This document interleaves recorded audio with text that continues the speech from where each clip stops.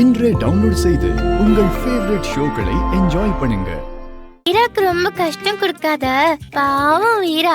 நல்ல பொண்ணா இருந்து அட்வைஸ் பண்ணாரு. நானும் சரி மாமான்னு சொல்லிட்டேன். அவரே அவ்வளவு கெஞ்சி பேசும்போது முடியாதுன்னு சொல்லக்கூடாதுல்ல. இறந்தவங்க சாமி மாதிரின்னு நீ தானே சித்தி சொன்ன. வேற என்ன சொன்னாங்க?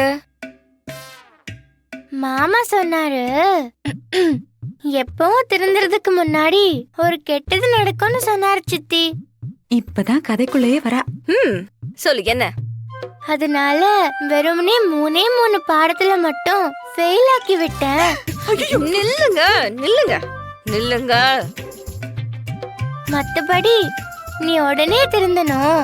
திருந்திட்டா எல்லா எக்ஸாம்லயும் பாஸ் பண்ணிடுவேன்னு மாமா சொன்னாரு சித்தி. அடி பாவி, இது முதல்ல சொல்லக்கூடாது. நான் திருந்தணும்னு மாமாவே அவர் கையால என்ன ஃபெயில் ஆக்கிருக்காரு. என் மேல எவ்வளவு அக்கறை பாத்தீங்களா? செல்வி சித்தி காஃபி போட தான் போயிருக்காங்க.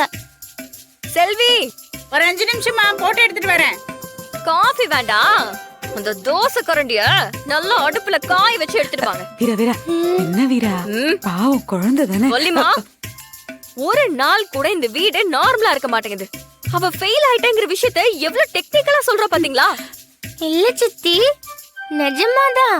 வாய மூடுடி, நடிக்காத. உன்னை பத்தி தெரியாத எனக்கு?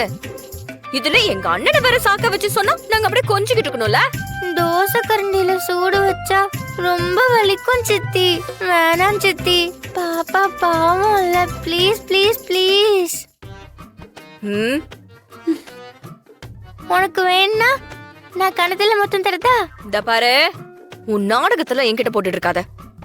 இதுக்கு ஒரு வழி இருக்கு, அத பண்ணாதான் நீ சரியாவ. இரு. ஐயோ, இவ மேல. வள்ளியம்மா, சித்தி எது கோவமா போறாங்க? ஏண்டி குட்டிச்சதா பண்றதெல்லாம் பண்ணிட்டு ஏன் கோவமா போற? நான் கேக்குறேன், நீ ஃபெயில் ஆனத முதல்ல சொல்லிருந்தா நான் எங்கேயாவது வெளியே உட்கார்ந்திருப்பேன்ல. வள்ளியம்மா, சித்தி வராங்க, கோவமா இருக்கணும்.